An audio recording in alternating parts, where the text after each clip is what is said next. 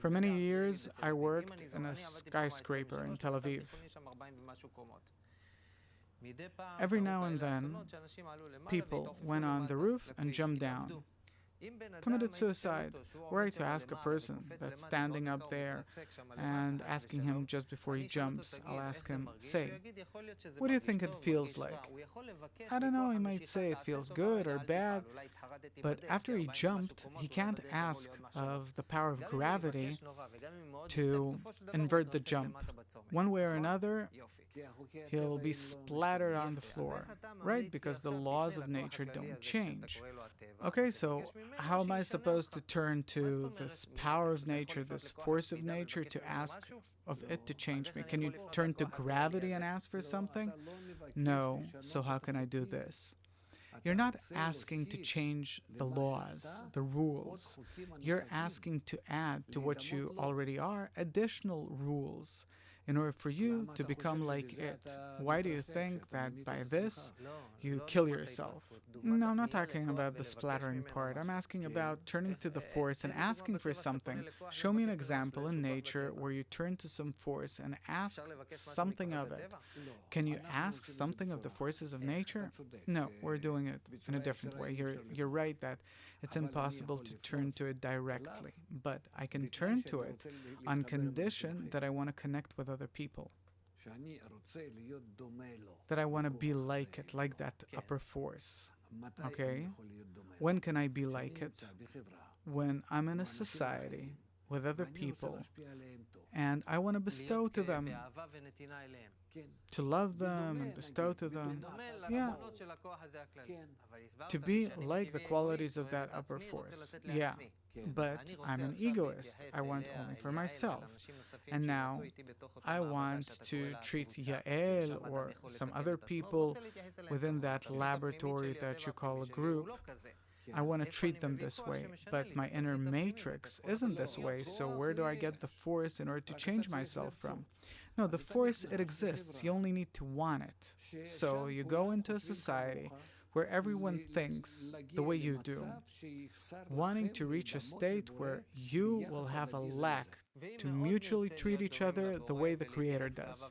And if we'll really want to be like the Creator and act and bestow in love, we'll get that force from Him? Yes. How will He know that we want it? How does that mechanism of turning to the upper force work? Because a person's desire to become like the upper force, to do good to others, this resonates within the upper force, because this is how it itself is. This is its nature. But how is it that the force of nature responds to a person's desire? Of course it does. All the time. We're in interaction with it in everything. I don't understand. We're all the time turning to it, whether we want it or not, and we're constantly getting a response from it, whether we want it or not. How do we turn to it? We're not even aware of it. We're all the time operating inside of it. It's like being inside a cloud. So it feels me all the time. Of course it does, because it also forms and shapes all these different states that I experience. I respond to them, and it feels how I respond, even though that it knows what my response is, will be, and again, and this is how it develops me from moment to moment. It influences me in a certain way and measures how much I respond. And I, by being in a special society, can add to my response the force of society, where then I can start asking of that force to be even more in bestowal towards others, even more than what it awakens in me.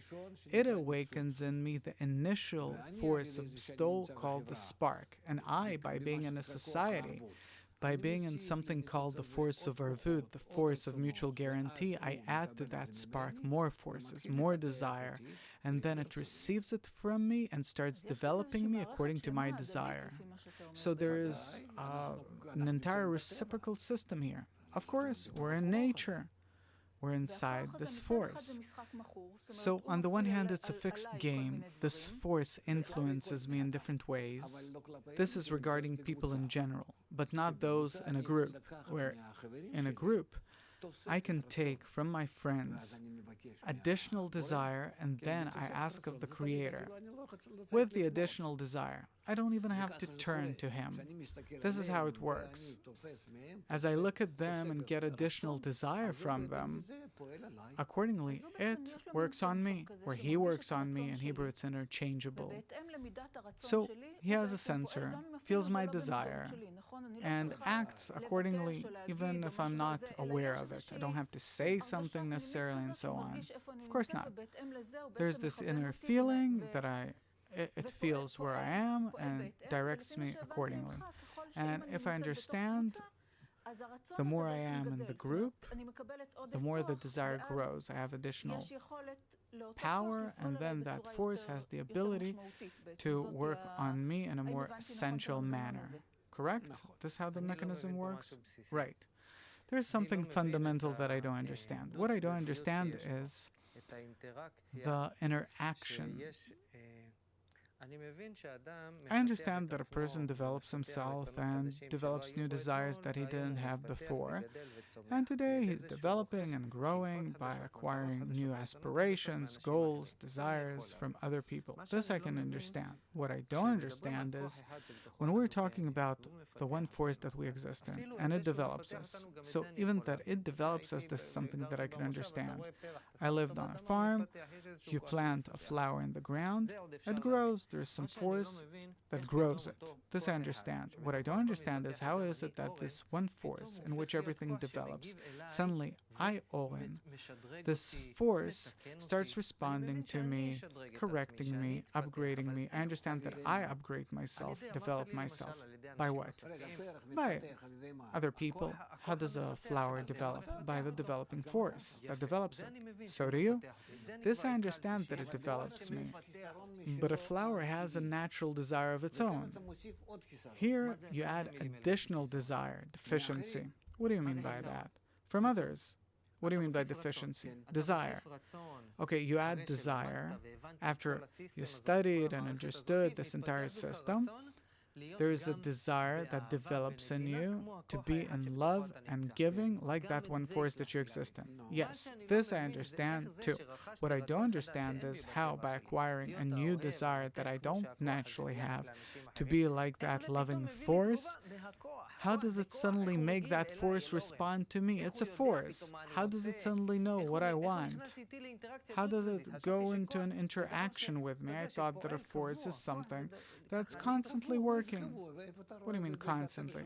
Where do you see something constant in nature? It's all forces. You look at the computer screen. These are forces that are constantly working in interaction, constantly changing. Same thing here. It's also a computer screen, only a different computer where you don't see the screen because it's all a screen.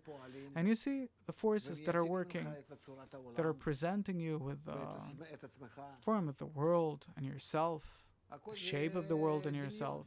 It's all an imagination. By the way, it's all called the imaginary world. What activates that correcting force? What will make it correct something?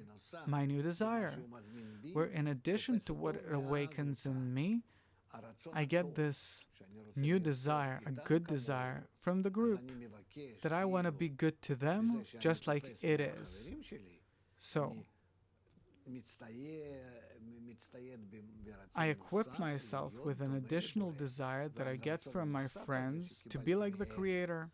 And then in addition to this desire that I got from them, the Creator adds to me the quality of bestowal and love. And by this quality by which I become like Him, I start feeling Him, I start feeling the world. I start looking at the world through His eyes. Meaning, just like the Creator perceives reality, so do I. Then, now we have a mutual perception. We are partners.